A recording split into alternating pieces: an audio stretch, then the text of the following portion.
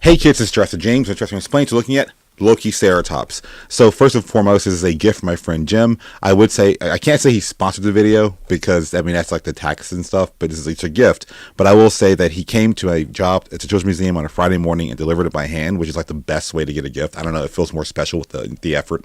Oh, now I get my wife. That's why she wants me to. The point is, the idea here is very simple.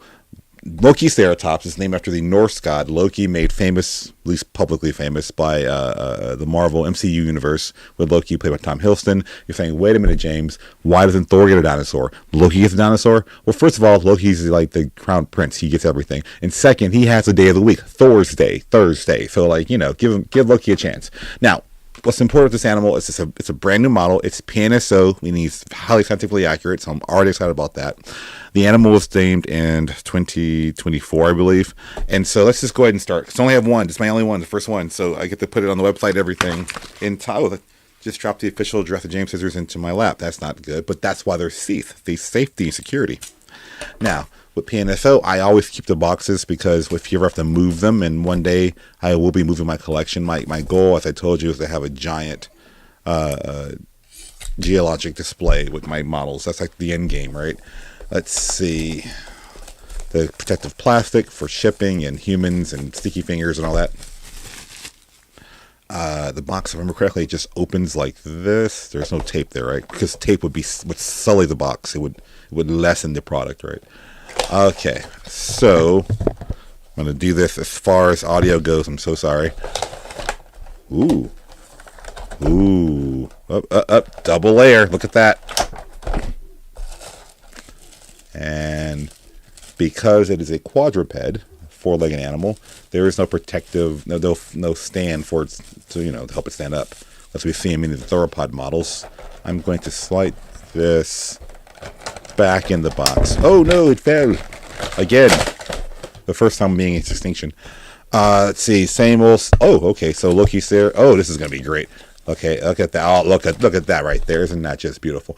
And so, more on that later. That's actually an important thing to point out what the environment it's from. And a book that it comes with. Hi, Frederick, the Lokiceratops. They give them names, cute. I don't personally. That doesn't really matter to me personally. But and again, they give like these. Oh, this is beautiful. Oh my God, look at this. That's what they found. This is the parts of the bone they found in skeleton. This is amazing. This is the kind of stuff like when I read my book. This is the kind of stuff that's going to be in it. At least the first one. I don't know. Let's see.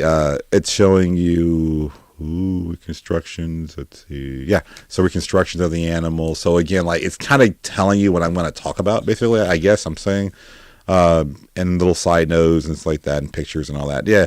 Okay. So get the figure endorsement. I don't work for PNSO. I don't get paid by them. But I just know they're quality figures. And I think you come here because you trust me for some reason.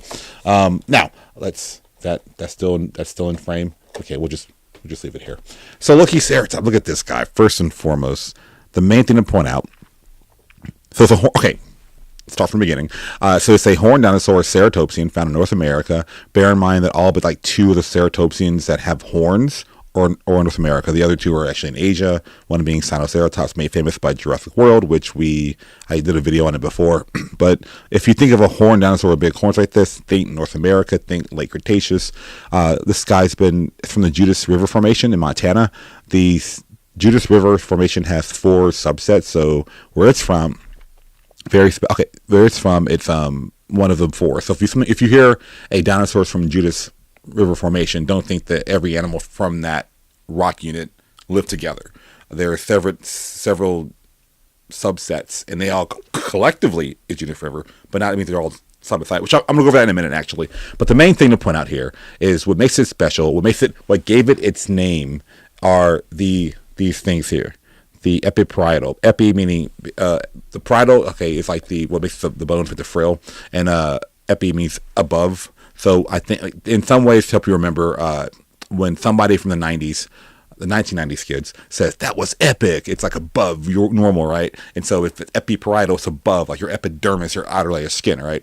And so what makes it special is that there are all these little epiparietal like horn-like structures, but this is this large flat like disc that kind of curls around.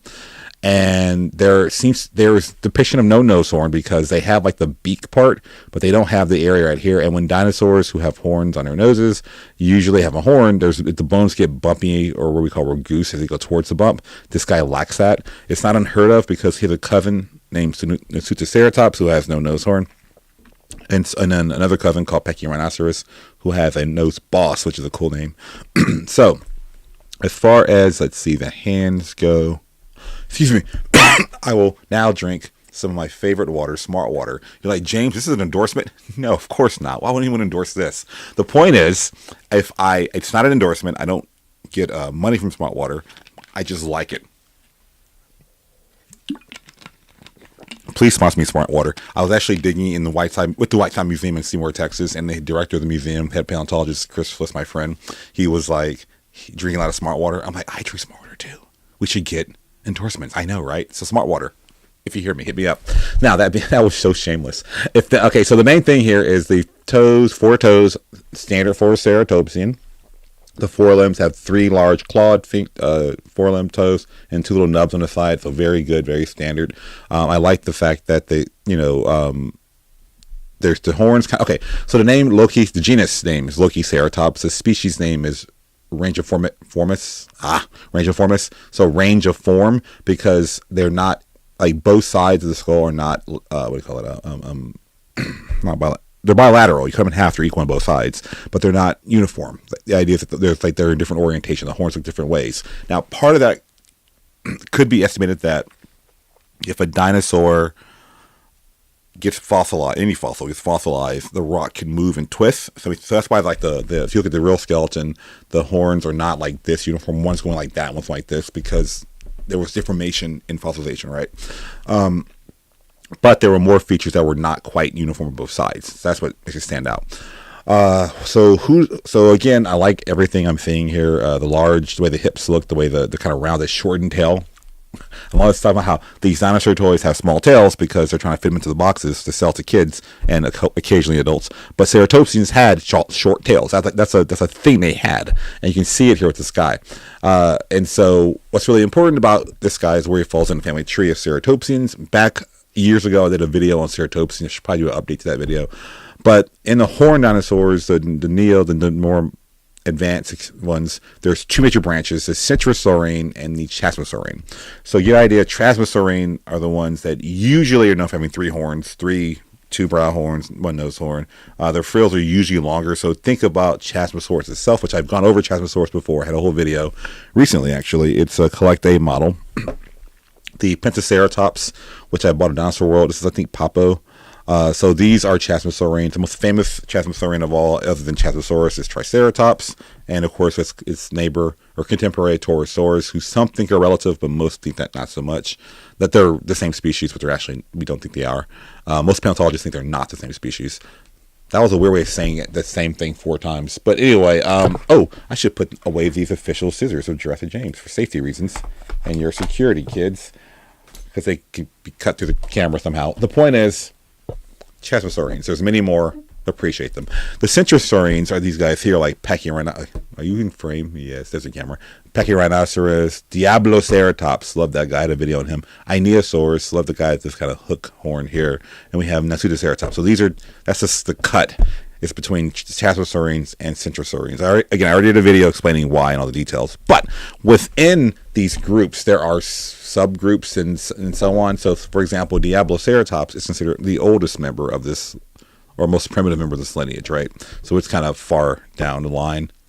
And so Pachyrhinoceros is about here. And so the idea is that who is Lokiceratops' closest relatives? There's 2 dinosaurs. One's called Albertoceratops, which we do not have a toy of.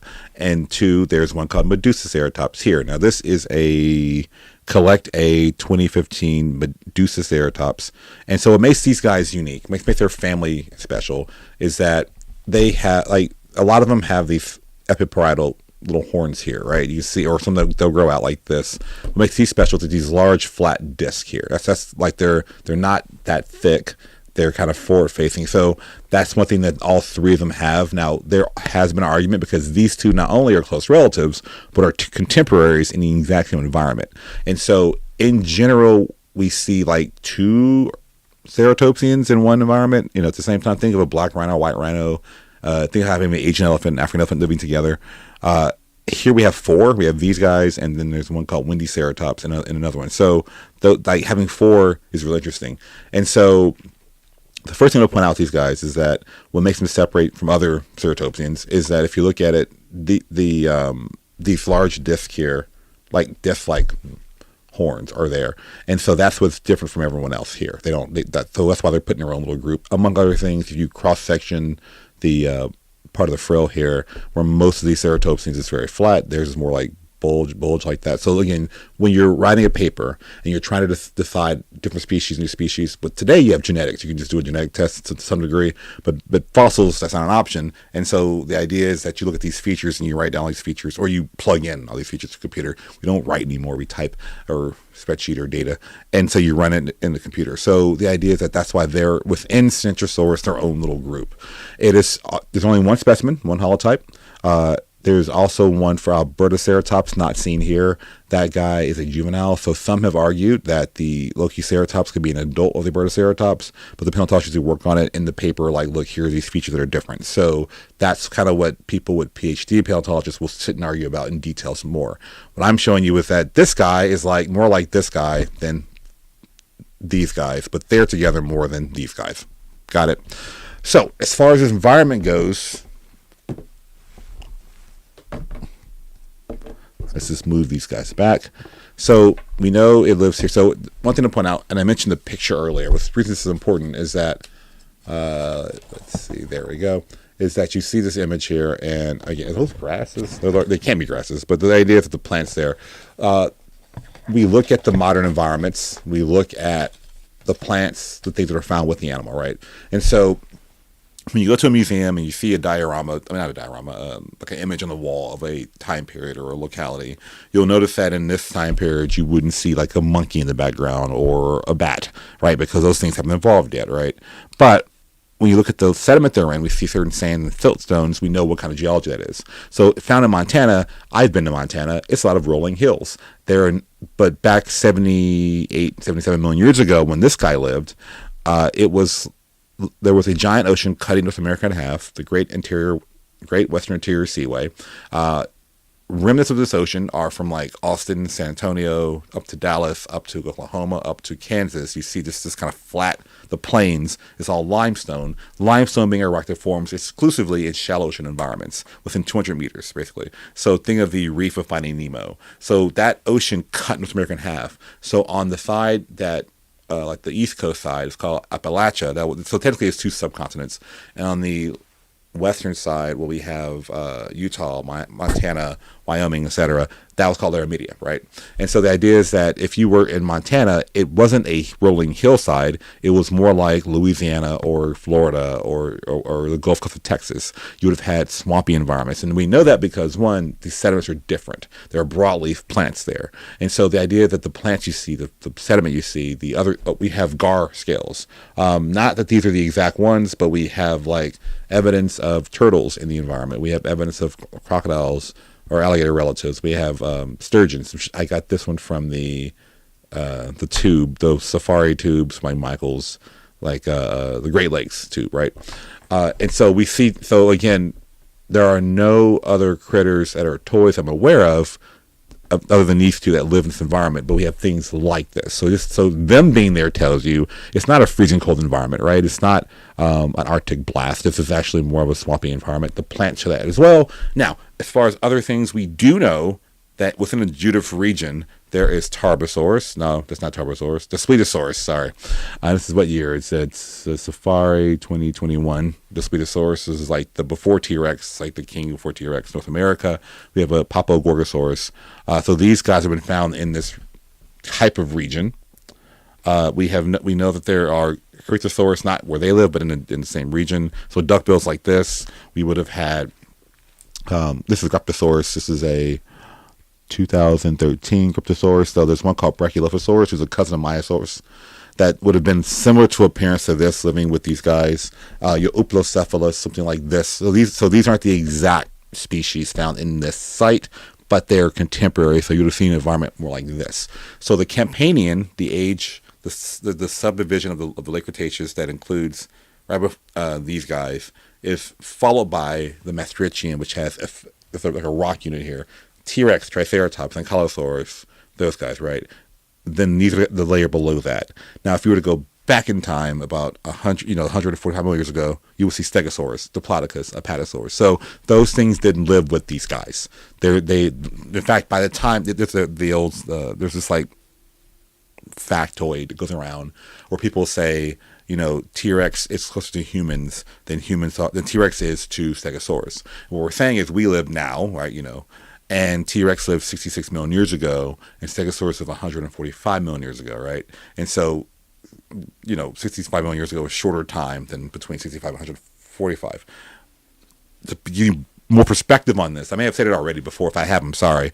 But every Stegosaur has lived, died, and got fossilized by the time T-Rex is walking around. That's what that's kind of showing you. So, again, by the time these guys are living, most of the dinosaurs you may have heard of are already extinct. Yet T-Rex and Triceratops and Ankylosaurus are on the horizon. They're going to come after these guys die out. And so that's what you're seeing in the Judas Formation in the Campanian time frame. And so Lokiceratops is a representative of this.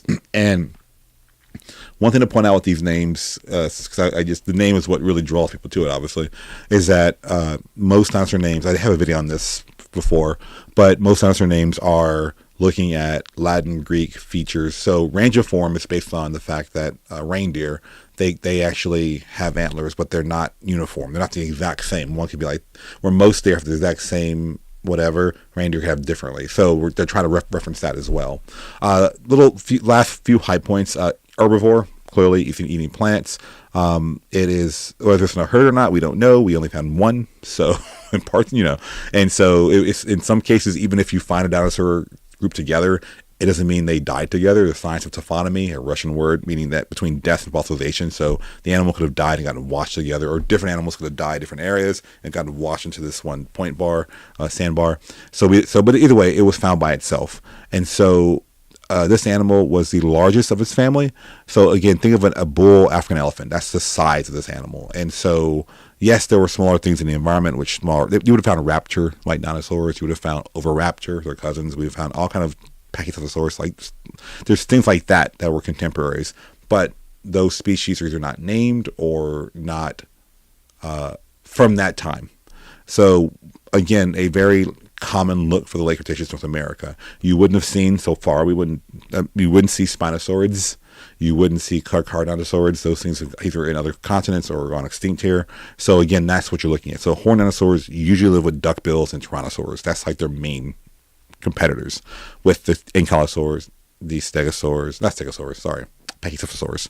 So the armorhead. So that's what you're looking at here. Now, again, as far as the figure go, I love the texture, the idea of the scales. We do see these smaller scales and then bigger little scales here and there in horned dinosaurs. That's really neat. But the last thing to point out with this is that looking at it, so why have these structures here? Why have that? And the answer is very simple. We don't know. But we have ideas. The first assumption would be to fight back. Defense. Horns, spikes, etc. I will point out to you that in general, yes, these things could be used to fight, but these are pretty thin. And so the number one use, we think, because there's so many other animals that look just like them, but simpler, it's called species recognition. And so, for example, I was doing a tour once in the Science Museum, and a kid looked at the Diplodocus, and I was talking about Apatosaurus, and they were like, they're big long necks, they look alike to me. And I said, yeah, to you, they look alike. But if you were to them, you and he was a short kid, you and a chimpanzee are very similar. You're both anthropomorphic, things. And so telling your own species apart is very important. For one, to know your own species, but two, to breed and have more of your own species. And so these guys having slightly different shapes and orientations will tell you all different species. It is easy to assume, not know for sure, different colors. Obviously you look at a zebra and a horse, most like riding horses, and they look different. One has stripes, one doesn't. So their skeletons have little differences here, but the actual animal's appearance is very different. It would make probably little sense for them all to be green or brown, that they would have different colorations, different patterns, or something to differentiate each other from each other. So these horn structures, these crests for the hadrosaurs. Those are more obvious things that have been fossilized. But again, the number one thing we will see kind of features for is to tell your own species, also to tell how healthy you are. So like I always say, a peacock's tail is a burden all year long, but one day a year it matters. It's super important. Look how healthy I am, right? Because if you saw a peacock with a torn up, destroyed tail and it was very weakly and dull colored, you're gonna think that guy's kind of sick. I don't want to breed with have babies with that guy. He's not doing too well. But with these guys having these big horns, these big forward facing, this is clearly display feature thing, right? Anyway, that's Lokiceratops in a nutshell. Next week I'm tackling a bigger topic. One of my friends at work, Olivia, her dad emailed me and said, what would have happened if dinosaurs did not go extinct? I normally do not do theoretical hypotheses like that, like, what if kind of things. But it's a question I get a lot of when I speak in public. So I'm realizing that it's a question people have. So I'm going to try to address it the best I can in like 15 minutes. Okay, cool. So that being said, Lokiceratops. Thank you, Jim. Appreciate it. Look it up, buy it. I endorse it. That being said, I'll see you guys later.